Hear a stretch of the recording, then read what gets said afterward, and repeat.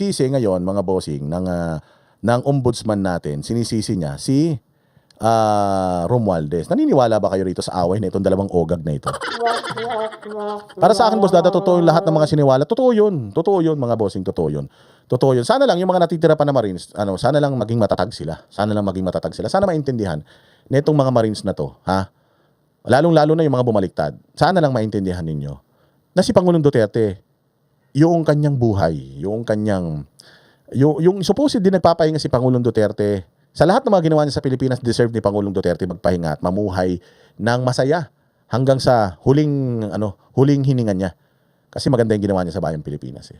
Imagine ninyo, because of this government, because of this corrupt government, yung kaisa-isang tao na pinarioritize kayong mga sundalo, na itinaas ang mga sweldo ninyo, pinarioritize tayong mga Pilipino, he sacrificed himself. Nung nasa Hong Kong kami, ayaw namin siyang pauwiin. Sinabi namin, boss, huwag kayong uuwi. Huwag kayong uuwi kasi may arrest warrant na arestuhin kayo. Alam mo ginawa niya? Uwi ako. Alam niya naman na uhulihin siya, pero bakit umuwi siya? Bakit hindi siya nagtago? Kasi ang sa kanya, kung ipagkakanuno ako ng gobyerno, ipagkakanuno ako ng mga kababayan ko, kasi ang ine-expect niya, ipagtatanggol natin siya kasi pinaglaban niya tayo.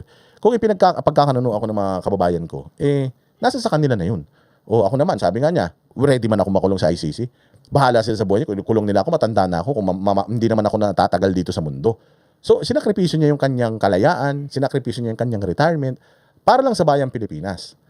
Wala siyang pakialam kahit na ang iiwan niya ay masarap na buhay. Kasi dati man siyang presidente, may pera man siya. Masayang buhay yung iiwanan niya. Pero pinili niya pa rin na umuwi at makulong. Si Pastor Apollo Kibuloy, ganun din mga bossing.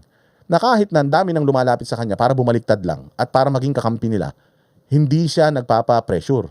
Hanggang ngayon, nasa kulungan pa din siya. 1 taon, nasa kulungan siya. Sanay si Pastor Apollo Kibuloy na pinagsisilbihan ng kanyang mga ng kanyang mga miyembro. Oo, mataas ang tingin sa kanya. Pero nasa kulungan siya ngayon. At siya, hindi yung alab ng kanyang damdamin, hindi nawawala. Yung pagmamahal niya sa bayan, yung tiwala niya na maayos pa rin natin ang Pilipinas, hindi nawawala mga bossing. Nandoon pa rin yung apoy niya. Sabi nga niya, kahit na nakakulong ako, nandiyan naman kayo mga banateros, kayo nang magsasalita para sa akin. O, di ba? So tinanggap niya na 'yun. Kahit na gaano kahirap, tinanggap niya 'yun. Si Inday Sara, ayaw man niyang tumakbo talagang presidente. Ayaw talaga niyan. Gusto lang niyan maging nanay sa kanyang mga simple lang ang buhay na gusto niya. Gusto lang niya maging asawa at maging nanay ng kanyang mga anak. At gusto niya makita yung mga anak niya na lumalaki. Ayaw niyang mamiss 'yun. Kaya nga ayaw niyang tumakbo ng presidente kasi alam niya na 6 na taon yung mawawala na oras niya doon sa kanyang mga anak kapag tinanggap niya yan. Pero dahil nga sa gulo ng Pilipinas ngayon at dahil kaya binabanatan siya ngayon dahil tatakbo siya sa 2028, in-offer niya yung kanyang sarili para sa atin. Tapos kayo mga 18 Marines, na-pressure kayo sa kaso. Nabudol. Maraming salamat sa iyo from Vallejo, California. Di ba mga bossing, na-pressure kayo sa kaso. Ano man lang yung mga kaso ninyo? Hindi naman forever na pagkakulong yan. Si Pastor Kibuloy nga nakakulong, walang kasalanan. Na Nobel yung niya. Si Marcoleta nga pumayag makulong. Si Jinggoy nga sumuko pa Si Mike Defensor sumuko pa So ibig sabihin, they are sacrificing too much for this country. Tapos kayo, na-pressure lang kayo. May mga anak kayo, bakit itong mga to? Wala bang mga anak ito? Sana, pinag-isipan yung mabuti. Bago sana kayo pumasok dito sa, dyan sa gulo na yan, sana, sinigurado nyo sa mga sarili ninyo na secured lahat ng buong pamilya ninyo, na hindi sila ma-reach na itong mga demonyo sa Pilipinas. Sana, ginawa nyo ang lahat. Nilatag nyo ng maayos o kaya sana, hindi na lang kayo sumama. Pwede naman kayo hindi na sumama-sama kayo, tapos babaliktad din kayo. Ang masaklap nga nun, okay lang bumaliktad, pero yung bumaliktad kayo dahil sa pera. Putang ina, mas masahol pa kayo sa mga kurakot sa Pilipinas. Ine-expect na namin yan. Ako, ine-expect ko mas marami pa Sa ganyan ba naman kalaking pera, 25 million? Di ba? Nasa sobrang hirap ba naman ang buhay ngayon? Hindi mo ba naman kakagatin yan? Yun ang problema. Sana lang, hindi lahat ng tao katulad nila. Sana lang, hindi lahat ng tao ma-pressure at hindi lahat ng tao ay, magbulag-bulagan na lang dahil lang dyan sa pera na yan. Ito, balita na to. Itong si Romualdez at saka si Romualdez at saka itong si Remulla, meron silang mga pautot. Kunyari, nag-aaway silang dalawa. Tanginan yan. Ang bilis-bilis kasuhan ni Remulla lahat o kung sino man. Ang bilis niyang kasuhan. Tapos ito si Romualdez hanggang hindi niya pa napapakulong. Kunyari, nagpapatot-yadahan sila sa media para kunyari magkaaway sila. Pero hindi naman niya tinatrabaho talaga si Romualdez. Style niyo bulok. Alam na namin yan. Hindi na nyo kami maloloko. Ito balita. Ombudsman, napakana ni dating House Speaker Martin Romualdez ang pagbaliktad ng 4 na maleta boys. Live mula sa TV5 Media Center, nasa frontline ng balitang yan si Camille Samonte. Camille, paanong nasabi ng Ombudsman na baka may kinalaman nga ang dating House Speaker? Cheryl, ayon kay Ombudsman Boying Remulla, si dating House Speaker Martin Romualdez daw kasi ang pwedeng makinabang sa pagbawi ng testimonya ng mga bagman umano. Matatandaan na ang 18 nagpakilalang bagman umano ni Zaldico o ang tinaguriang Maleta Boys ay nagsiwalat ng mga pangalan ng mga malalaking politiko na nasa likod umano ng bilyong-bilyong flood control scandal. Isa sa idinidiin dyan si Romualdez at si Pangulong Bongbong Marcos. Kaya naman 8 sa 18 ang kinuhanan ng affidavit ng Ombudsman. Pero 3 sa kanila ang nagrecant o binawi ang kanilang mga testimonya. Isa riyan ang walang affidavit. Gagamitin kasi ang mga affidavit para sa case build-up laban kay Romualdez. Pakinggan natin ang pahayag ni Ombudsman Remulla. The affidavits are there for us to use, and we will use them. And if they want to recant it, so be it. But it will be in court already. We, di nga. Di nga. Totoo ba yan? Kasi kung totoo yan, sana nakakulong na si Romualdez. Kasi ang bilis mo nga napakulong si Bong Revilla, ang bilis mo napakulong si Jinggoy, ang bilis mo napakulong si Marcoleta, at saka itong si Mike Defensor, pati yung dalawang nila, campaign funder nila. Ito si Martin Romualdez hanggang ngayon hindi mo pa rin hinahawakan. Hanggang ngayon puro ka pa rin satsat, puro ka pa rin salita. Nagsona pa presidente. Alaman natin na kasinungalingan yung sona ni presidente, pero sana naman kahit konting hiya, meron ka man Romualdez. Sana man lang ipakita mo talaga na nag-aaway talaga kayo ni Martin Romualdez at sana talaga kinakasuhan, kinukulong mo na sana siya ngayon. Ikulong mo siya. Kung talagang totoo na naniniwala ka doon sa mga at sinabi ng mga Marine, sana tinrabaho mo na siya. Hindi. Hanggang ngayon wala pa rin. Ilang araw na simula nung nagsona si Bongbong Marcos, 3 weeks na. 3 weeks na wala pa rin. Wala pa rin kaso. Wala pa rin, hindi pa rin napapakulong si Martin Romualdez. Baka makatakas na yan, baka wala na nga yan sa Pilipinas eh. Ikulong nyo para maniwala kami. Tapos pag ikinulong nyo, plunder ang kaso. Plunder ang kaso, tapos no bail. Tapos i-deny ng Sandigan Bayan yung bail niya. Ganun. Maniniwala kami. Pero kung ganito lang, patotsyadahan, kunyari nag-aaway kayong dalawa, stand nyo bulok, ganun din sila ng pinsan niya eh. Kunyari nag-aaway sila ng pinsan niya. Kunyari malungkot sila sa isa't isa. Pero putang ina, nag-uusap yung mga yan. Nagkukwentuhan yung mga yan. Pinagtatawanan tayo ng mga yan. Paniwalang-paniwala sila sa drama natin. Sige, away pa tayo. Magpatotsyadahan tayo. Para kunyari magkakagalit tayo. Gago. Hindi nyo na maluloko taong bayan. Walang kwenta sa amin yung mga sagutan ninyo. Ang hinahanap namin, makulong kayo mga putang ina ninyo. Yun ang gusto natin. Ikulong nyo para maniwala kami. Di ba Jenny Park, mabuhay ka? Interrupt muna kita, Boss D. Oo, kaya dito ko pinadala. Sorry. Complete naman ang GCash mo. Sa December na kita. Ano ba yan? Padala ng pampapayat mo. Thank you very much. Oh, mabuhay ka ha, Jenny Park. Ang ganda-ganda mo talaga. Palagay ko, nahanap ko na ang soulmate ko. Boying, kilala ka na namin. Kilala ka na namin nung nasa DOJ ka pa. Kilala ka na namin, boss. Hindi mo kami malilin lang. Putsang ina. Alam mo, malapit ka na sana mamatay nun eh. Binenta mo yung kaluluwa mo kay Satanas. Kaya ka nabuhay ngayon. At nabuhay ka ngayon. Siyempre, alam nga naman binenta mo yung kaluluwa mo kay Satanas, mabubuhay ka ngayon, gagawa ka na mabuti. Hindi. Kaya puro kasamaan pa rin ang ginagawa mo kahit na nakaraos ka na sa sakit. Kasi hindi mo naman binenta mo yung kaluluwa mo sa demonyo. Oh. So, Boying, wag mo na kaming pinaglololoko. Maniniwala kami sa'yo. At siguro, baka medyo mabago mo ang namin, pananaw namin sa'yo. Kung ito si Martin Romualdez, may ipakulong mo. Tsaka si Sandro Marcos, ganun. Hindi kasi labo mahirap eh. Kasi tinan mo pag yan si Martin Romualdez na ipakulong neto ni Boying Remulla, putang ina lahat ng mga congressman na yan. Salamat kay Speaker. Salamat kay Speaker, putang matataiyan habang tulog. Kakabahan niyang mga yan kasi kung si Martin Romualdez pinitas nito ni Boying Remulla, putya lalo na itong mga congressman na ito. Mas compelled na siya na pitasin lahat itong mga congressman na ito kung yung speaker pinitas nila. O kaya sigurado ako, maraming mga congressman kahit gusto ng presidente halimbawa, maraming mga congressman ang kumakausap dito kay Boying, boss. Huwag mong gawin yan, boss. Pare-parehas naman tayong anak ng demonyo. Baka naman pwede may iba pang paraan. Total naman, tanga naman yung mga Pilipino, pahabain pa natin yan. Ganun lang pinag-uusapan ng mga yan. Maraming mga pumapadrino dyan kay Romualdez. Sabi ni Romualdez, putang ina ninyo kayo, hindi nyo ako tinulungan. Kayo mga congressman ko, putang ina nyo, binusog ko kayo nung akong speaker, hayop kayo, lahat ng pera ng Pilipinas, pinaghati-hatian natin, tapos mag-isa lang ako, hindi nyo ako tinulungan. Kaya ngayon sinabi ni Martin Romualdez na I will not go down alone. Hindi yon ibig sabihin na isasama niya pinsan niya eh. Ang isasama niya yung mga kasama niyang mga congressman. Yan sila Luistro, sila Abante, sila Chua, yan sila Ridon. Kaya putyang ina, double time pa rin sila ngayon eh. Kaya double time pa rin ang Congress kahit na wala ng pera, wala na sa kapangyarihan si Martin Romualdez, hindi na sila nabibigyan ng pera katulad noon. Kasi nga alam nila, if Martin Romualdez goes down, kasama yan sila. Kasi putya, isang lahi yan sila dyan sa Congress eh. Ganun yan. Kaya hanggang ngayon, hindi pa rin nakukulong. Ang daming pumapadre nun. Hindi ko nga alam, baka ito si Boying. Boying, marami na bang offer sa'yo? Madami na bang mga nagpatak-patak para pahabain mo pa ito? Nagtatanong lang nagtatanong lang. It doesn't weaken or strengthen. But of course, it just points out to the fact that there are people working on his behalf to obstruct the ends of justice. Sir, just to clarify, you're saying po na posible na ang kampo po ni na Martin Romualdez ang nasa likod sa pagrecover Siyempre, ng apat? siyempre. Sino pa? Oo, sigurado ka naman pala eh. Sigurado ka naman pala, boss, na si Martin Romualdez. Ba't yung pa ipakulong? Talk is cheap. Talk is cheap. All bark, no bite. Walang problema, nakahul tayo ng kahul, tapos di naman natin kinakagat. Wala yan. Wala yan, mga bossing. Mas importante, kung talagang totoo yung sinasabi mo, naniniwala ka na si Martin Romualdez nasa likod dito, ipakulong mo. Inutusan ka na, may marching order na galing sa presidente, hanggang hindi mo pa tinatrabaho. Baka mauna ka pa mamatay bago makulong siya, no?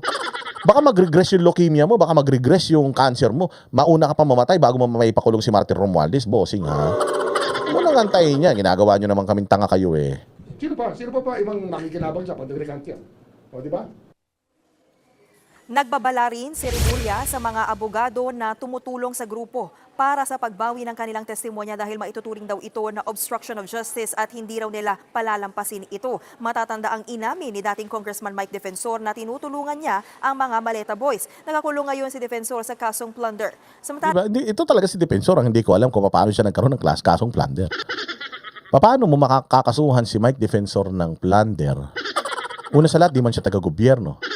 Hindi man siya gumamit ng pera ng gobyerno. Nag-donate man lang siya ng pera kay Marcoleta. So sabi ko nga sa inyo, kung halimbawa si Marcoleta makulong, si Marcoleta. Pero siya, di siya makukulong. Nag-donate man lang siya. Watching from Denmark. You talk shit, Boying, sabi ni Frugal. Nagagalit yung mga OFW natin dahil kay Boying, nagpapakulay tuloy sila eh. Hindi ko talaga alam ito bakit nakakulong ito. Tsaka yung dalawang kasama niya. At the most, siguro, graft. Kung graft, bailable yan. Pero plunder, ang kinaso sa kanya, di man siya taga-gobyerno. Wala mang pera ng gobyerno ginamit. Ito si Mike Defensor, di naman galing sa pera ng gobyerno yung binigay niya kay Marcoleta. Sabi ko nga sa'yo, gago yan si Boying, demonyo talaga yan. Napakadali, nagawan nga niya ng paraan na ipakulong niya to. Tapos si Martin Romualdez hanggang ngayon, interview lang. Ano yan? Itinanggi naman ni Ombudsman Remulla ang aligasyon na may nanakot sa apat nang gawin ang kanilang mga affidavit. Inalok din daw ng Ombudsman ang grupo na mabigyan ng proteksyon pero tumanggi raw ang mga ito. Tiniyak naman ni Remulla na hindi makaapekto ang pagbawi ng testimonya sa binubuo nilang kaso laban kay Romualdez. Marami raw silang ebidensya na hawak at hindi lamang ang testimonya ng 18 bagman. Pakinggan natin ang pahayag ni Remulla. Meron din naman kami recording Okay. ng lahat na nangyari. May recording kami ng lahat. Kaya, okay lang yan. Kasi nga, some lawyers think that it's still the same old days. Oy, thank you very much ha. Nanonood ka pa sigurado yung yung nag-send sa atin ng yung remittance galing abroad dito sa GCash. Thank you very much sa iyo ha. I love you. Mabuhay ka. That they can frustrate the ends of justice that way. We will not take it sitting down. Lalabanan namin sila hanggang dulo. We will identify them. Lul. Lalabanan mo sila hanggang dulo. Gagi, malapit ka na magdaho sa mundo hanggang dulo. Hanggang kailan na lang yan. Di ba tapos to 2028, wala ka na sa mundo. Hindi mo pa napapanagot si Martin Romualdez. Tumigil ka nga. Ang dami nyo ng mga walang kasalanan na ipakulong. Yung may kasalanan, hindi nyo pa may ipakulong. Walang hiya kayo. Putangin na talaga itong mga demonyo na to. Ang dami talaga. Alam niyo, sabi ko nga sa inyo, gusto nyo malaman kung ano itsura ng impyerno? Tingnan nyo yung mga muka. Netong mga mga nasa gobyerno. Ganyan ang itsura ng mga makikita nyo sa impyerno. Baka lang nagtataka kayo, baka lang kinu-question ninyo, sino dito mga satanista? Yung mga satanista na nanonood dito, if you're wondering what hell looks like, and who will you meet in, sabi nga, meron isang libro na gano'n, 10 people you meet in heaven. May ganong libro eh. Di ko nabasa yun eh, or baka part lang yung nabasa ko eh. Pero, ang dami, Ang dami, people you meet in hell. If you want to know who are you gonna meet in hell, tingnan nyo to, si Boying, si Remulla, yung John Vic Remulla, si Abalos, si Torre, si Leila de Lima, Risa Ontiveros, si Bongbong Marcos, Lisa Marcos, Martin Romualdez, tsaka yung mga taga-kamara. Palagay ko magkakaroon doon ng House of Representatives sa impyerno. Pustahan tayo. Make sure that they get dropped from the role of attorneys. Sir, just play last. dirty, then you have to face up to the consequences of playing dirty with us. Samantala, sa isang pahayag, itinanggi Kita mo, the ombudsman's accusation that I am behind the recantations of the former Marines is absolutely not true. Putsang ina niyan. Tingnan mo, nagsasagutan lang sila sa social media. Gago, walang mangyayari dyan sa sagutan nyo. Tang ina nyo, gusto nyo magpatayan kayong dalawa, magbari lang kayo para mas masaya. Isa man lang sa inyong mamatay. Isa man lang sa inyong mawala. Oo, maniniwala kami. Pero kung ganyan, mga sagutan lang sagutan, wala yan. Pero kung makita namin, magtagaan kayong dalawa, isa sa inyo pumanaw. Ayun, kahit papaano, meron kaming consolation. Masaya na kami sa ganun. Di ba? Aljoy Martinez, salamat sa iyo ha. Mabuhay ka. God bless you ha. Romualdez ang paratang na siya ang pakana ng pag-recant ng ilang bagmen. Patunay lang daw ang pagbaliktad ng mga ito na walang katotohanan. Ang mga aligasyong ibinabato laban sa kanya kaugnay. Putang ina niyo, walang katotohanan. Puta, anong katotohanan? Santo ka? Okay nang ina niyan. Anong sinasabi mong katotohanan? Walang katotohanan. So hindi ka magnanakaw? Ganun? Puta, malinis ka?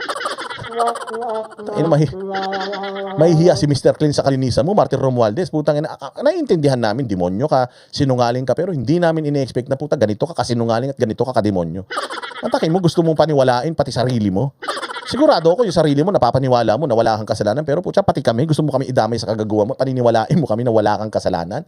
Matino kang tao, malinis ka, wala kang ninako kahit isang kusing, gago ka. Tangina ka, ikaw ang kasala. Maayos man ang unit team. Okay man sana ang unit team, maayos man sana ang unit team, maganda na yung usapan ni Inday at ni Bongbong. Kahit man papaano si Bongbong, palagay ko naman, mayroon pa rin katiting na tinuyan sa buhay niya. Kaya lang putang ina, pumasok kang malaking tenga ka eh. Putang ina kang tao ka, ikaw ang naging salot dito sa unit team, kaya nagkawatak tong dalawa to, tag-away to dahil sa pangarap mo maging presidente. Gago, di kang marunong mag-Tagalog, gusto maging presidente ng Pilipinas. Naging presidente na yung tanga mong pinsan, gusto mo pa sumama. Tarantado ka. Ang inan to, hindi nahihiya. Hindi ka nahihiya, Martin Romualdez. Putang ina, nakakatingin ka sa salamin, tapos nakakapagsalita ka ng ganyan. Hindi ka kinikilabutan, walang hiya ka. Kaya sagad-sagad ang mga kademonyohan nitong mga ito. Talagang kapag nagsinungaling sila, putya, hawak nila yung kutsilyo, may dugo, putyang inang yan. May CCTV pa, kitang-kita mo na sila ang pumapatay sa Pilipinas. Putya, sinasabi nila na wala silang kasalanan. Putang ina, kung magnanakaw ka, tapos sinasabi mong walang kasalanan, sino may kasalanan? Kami? Ganon? Hindi ko talaga maintindihan, walang hiya ka talaga, Martin Romualdez. Putang ina, sana lahat ng mga sakit na pinakamasakit, sana putya mapunta sa iyo. Yung tipong nananalangin ka na, nurse, putang ina, patayin niyo na ako. Oh, doc, gusto ko na po, tapusin niyo na ako, hirap na ako. Yung sasabihin pa ng doktor sa iyo, gusto mo na mamatay? Ulul. Putang ina naman, hindi ka mamamatay. Lahat ng sakit ng mga kasukasuan mo, cancer sa buto, sa utak, sa mata, sa tenga, lahat. Putang ina, namnamin mo yan. Ang dami mong ninakaw. Sige na, mabayaran kita kahit magkano. Pull the plug, hindi. Hindi. Putya, gusto ko tumirik yung mata mo, gusto ko bumula yung bibig mo. Nangayayat na to sa problema, mga bossing. Ay ng flood control scandal.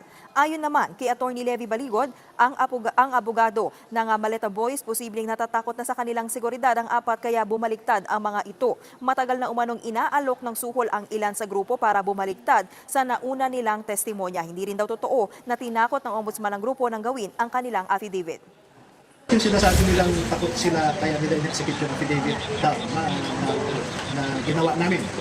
Eh, hindi naman yung totoo yun kasi marami silang pagkakataon na nagsabi dito totoo sa amin. Attorney, marami pa raw sa mga 40 na natitira. Meron pa daw susunod na magre-recut doon. Tingnan natin, hindi natin masasabi yan kung mangyayari o hindi. Sabi nila na takot na sila sa kanilang seguridad. Gusto na rin nilang manahimik kasi hirap din yung biyahe-biyahe. Hindi nila in-anticipate yon, mga bossing. Akala nitong 18 Marines na kapag lumabas sila, akala talaga nitong 18 Marines, baback-upan sila nung kanilang mga kasama ng mga militar. Akala nitong 18 Marines, when they go out, when they expose themselves, marami pang mga susunod na mga dati nilang kasamahan, mga sundalo, mga kapulisan, yung enough is enough, singilin na natin tong mga to. Akala nila ganun ang mangyayari. Kaya lang hindi. Ako kasi nakita ko na yun eh. Nung una pa lang ng mga rally, ako din isa ako sa mga umaasa na sana magkaroon ng people power. Sana maulit yung nangyari nung sa mga Marcos na pinatalsik sila sa Malacanang, yung nangyari kay Erap na talagang pinatalsik sila sa Malacanang, sana mangyari. Sana magkaroon ng isang malaking pagtitipon, tapos yung sama-sama pupunta na Malacanang yung naisip ko rin yun eh. Nung una naisip ko yun. Kaya lang ang dami ko ng mga rally na pinuntahan. Ang dami ko ng mga pinuntahan na mga speaking engagement. Nakita ko yung tao, nakita ko yung tao parang umpisa, malakas, madami, tapos biglang nawawala, ganun. So sabi ko, hindi talaga makakommit yung mga Pilipino. Siguro, hindi ko man sila masisi kasi kailangan nilang umabsent. Eh, siyempre, mahirap din ang buhay ngayon. So sabi ko, wala mangyayari. So ako, ang pag-asa ko na lang, sabi ko 2028 talaga. Sana magkaroon ng eleksyon. Babantayan natin si sino ba to? Si Comelec, si Garcia, babantayan natin. Pero wala talaga tayong ibang choice. Kung hindi sa 2028 bumoto tayo, i-straight natin lahat ng mga senador na i-endorse ni Inday Sara, lahat ng mga Duterte aligned senators, iboboto natin lahat. Si Inday Sara, panalunin natin. Ang Vice President, kailangan hindi dilawan, kailangan hindi loyalista, kailangan talagang alam natin na hindi magtatraidor kay Inday Sara. O kasi Vice President pa lang siya, ini-impeach siya. Kung Presidente siya, di ganun din. Aagawin din sa kanya yan. So, yun talaga yung ano ko. Kaya nga sabi ko, magbablog ako para yung mga tao ay i-advocate ko na bumoto na ng tama sa 2028. Yun yung ano ko eh. Yun yung sinasabi ko. So parang ganun din siguro itong 18 Marines. Sabi siguro ng 18 Marines, kasi may mga GC yan eh. Sige, tuloy nyo yan. Susunod kami. Tapos nung nilabas na nila yung mga sarili na, expose nila yung mga sarili na, nakita nila, putya, ilang buwan na. Ang tagal na natin. Na lumalaban, parang tayo lang ang lumalaban, parang tayo lang yung nakakasuhan, tayo lang yung mga nakukulong. Putya, kawawa na may mga pamilya natin. Tapos itong mga nangako sa atin na babakapan tayo, wala rin. Palagay ko isa yun sa mga nagtulak sa kanila na parang, hay, wala rin mangyayari, makukulong pa tayo. Tapos ganito lang din, namamayagpag pa rin sila. Wala naman tayong nahihita. Hindi naman mapapalitan tong administrasyon na to. Yun siguro yung iniisip nila. Isa rin sa mga reason kung bakit umayaw na sila. Kasi talagang nakakapagod yan. Hindi nila ina-expect na hahaba pa ng ganito. Hindi nila ina-expect na magkakaroon maraming kaso, kakasuhan sila sa mampanig ng mundo. Hindi nila ina-expect na gano'n, na yung pressure, stress ng mga pamilya nila itatagal ng ganito kahaba. So, hindi ko talaga sila masisisi. Ang problema lang talaga is kung tumanggap ka para bumaliktad. Yun yung hindi ko matanggap. Siguro man sa akin yung umayaw ka na, yung ayaw mo na makiparticipate, bahala na. Tapusin ko na lang itong mga kaso ko, tapos mamuhay na ako ng normal. Kung ganun, okay man lang sa akin. Pero yung tumanggap ka ng pera, tapos sasabihin mo na hindi totoo yung mga testimonya namin, putang ina niyan, sa impyerno ka mapupunta, boss. Cheryl, ayon naman kay Palace Press Officer Yuse Claire Castro, nakikita na raw yung style umano ng Duterte supporters kung paano sila kumuha ng mga tao para gumawa ng mga kwento. Putang ina niyan. Ito na naman si Claire Castro. Sinabi nga ni Ombudsman na ang nagbayad si Martin Romualdez. Putang ina mo ka eh. Bubo ka talaga. Duterte na naman, DDS na naman. Kami na naman may kasalanan. Pati pag-recant nila, kami may kasalanan. Pukin ng ina mo. Anong ibig mo sabihin, Claire Castro? Na sinuportahan namin sila tapos pinilit namin silang bumaliktad. Ganon. Gagong putang ina nitong babae na ito. Tarantado talaga ang putang ina, no? Gago talaga to punyeta na ito. Anong sinasabi mo? Kami na naman may kasalanan. DDS na naman may kasalanan. Si Inday na naman may kasalanan niya. Putang ina mo ka. Fake news peddler ka, talagang hayop ka. Demonyo talaga tong putang inan to, no? Walang modo talagang hayop. Laban sa Pangulo kapalit ng pera. Maari raw na plano ito ni na Mike Defensor at iba niyang kasamahan para sa destabilization plot. Ipauubaya na raw na Kinang ina destabilization, nag-recant nga eh. Gago ang putang ina. Anong klaseng ano yun? Anong klaseng sagot yun? Nag-recant nga yung 18 Marines. Ano na namang planong destabilize? Ano, magdi-destabilize yung nagdi-destabilize? Ganun, gago. Kinang inang analysis yan. Puta, abogado ba talaga to? Walang utak talaga ang puta ragis na ito. ang palasyo sa ombudsman ang pag-iimbestiga sa nilalaman ng affidavit ng 18 bagman. Sheriff. Tanga ang puta. Inano ko talaga alam anong utak na ito ni Claire Castro. Tangina, lahat na nangyayari sa Pilipinas eh. Lahat na nangyayari sa Pilipinas, puta, kasalanan. Kasalanan ng kasalanan ng mga Duterte, Diyos ko po. Kami ang boses ng masa, hindi natatakot. Katotohanan lang, di kami nalulunod. Walang bahid ng sismis, lahat ay totoo. Kahit sino ka pa, pag mali ka babanatan ka. Walang pinipili kulay, wala kaming kinikilingan. Basta para sa bayan, kami lalaban. Pagdama palakpakan, pag mali banatan. Di matitinag, di matatakot, para sa bayan tuloy ang sigaw. Sa harap ng kamera, walang halong takot. Mga baluktot, lahat kayo'y tutumba. Ang hustisya at totoo, yun lang ang mahalaga. Kahit sinong harang, di kami matitinag.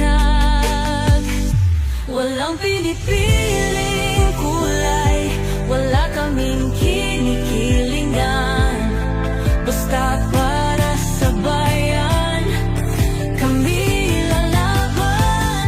Pag tama palakpakan, pag mali banatan. Di matitinag, di matatakot, para sa bayan tuloy ang sigaw. Kung nasa tama ka, ikaw ay aming kasama. Pero pag mali ka, handa ka na bang mabasag? Banateros kami, walang inuunan, dahil bayan muna bago ang sarili.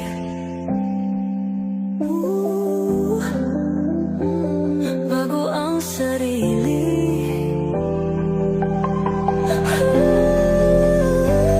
Pag tama palakpakan, pag mali banatan.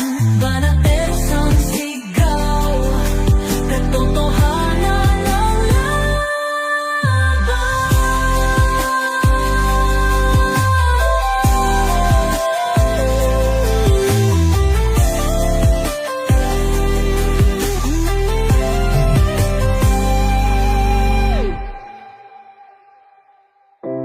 sa harap ng kamera, wala